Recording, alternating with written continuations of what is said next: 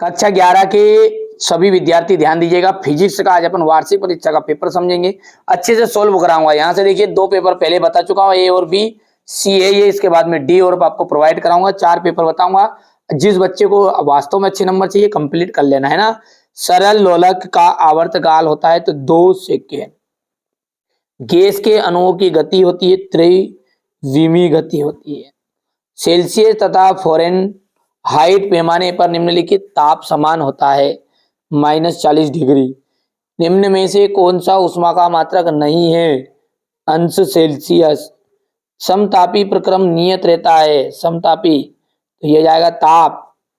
Celsius पैमाने पर परम शून्य ताप होता है, सेल्सियस पैमाने पर परम शून्य ताप होता है। ठीक है, तो ये आपका यहां से देख लीजिएगा। प्रतिबल का विमीय सूत्र है।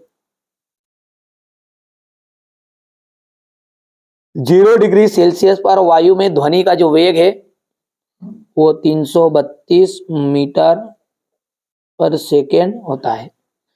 और तीसरा जो है, जब किसी ऊंचाई से किसी वस्तु को क्षैतिज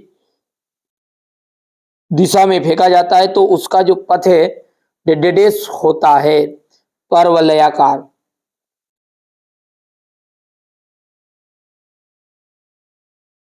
और यहां से देख लीजिएगा यांत्रिक तरंगे।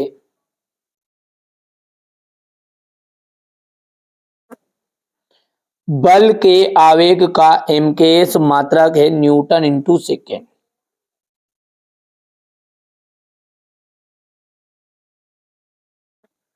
वे सभी निर्देश फ्रेम जिसमें न्यूटन की गति के नियम लागू होते हैं उन्हें कहलाते हैं जड़त्वीय फ्रेम।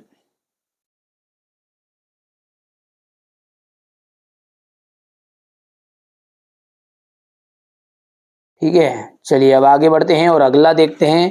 तो यह है आपकी जोड़ी, और जोड़ी में पहला जो है उसका जाएगा बल इंटू समय अंतराल। विस्थापन का यहां से देख लीजिएगा, गैस समीकरण है आपका ये।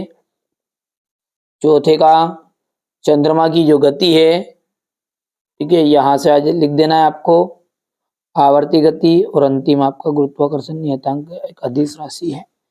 अब एक वाक्य में उत्तर, तो यहां पर देखिएगा G इक्वल हो जाएगा GM² बटा R, सॉरी R²। किसी वस्तु का भार पृथ्वी के केंद्र पर कितना होता है? 0 होता है। किसी ताप पर गैस के अणुओं की गतिज ऊर्जा 0 होती है, 0 हो जाती है। ठीक है, किस ताप पर, ठीक है।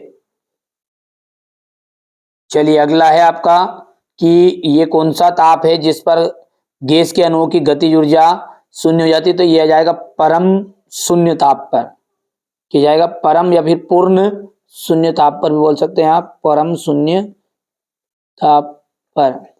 ठीक है, द्रव चालित लिफ्ट किस सिद्धांत पर कार्य करती है? पास्कल के नियम पर।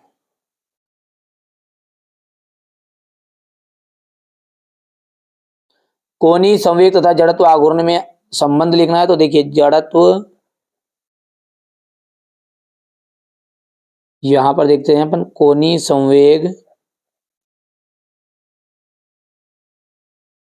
इक्वल जड़त्व आघूर्ण इंटू कोणीय वेग होता है। अब है सत्य असत्य, पहला आपका असत्य रहेगा, दूसरा सत्य रहेगा, तीसरा सत्य रहेगा, चौथा सत्य है, पांचवा आपका असत्य रहेगा। यहां से देख सकते हैं क्वेश्चन नंबर 6 है, ये 7 है, 8, 9, 10, बढ़िया से कंप्लीट करना है आपको, तो है ना। ये क्वेश्चन नंबर आपका 11 है। ठीक है भैया, यहां से क्वेश्चन नंबर 11 के बाद में ये आपका 12, 13, 14 घूर्णन गतिज ऊर्जा का व्यंजक, ये आपका 16 हो जाएगा, 17, 18, 19, 20, टोटल 20 प्रश्न और 20 ही प्रश्न मैंने आपको यहाँ पर बता भी दिए हैं। तो ये मैंने आपको आज फिजिक्स का एक पेपर, महत्वपूर्ण पेपर आपको बता दिया है ना। सेट ए और बी और सी 3 पेपर आपको दिए हैं, अभी तक सेट डी भी दूंगा।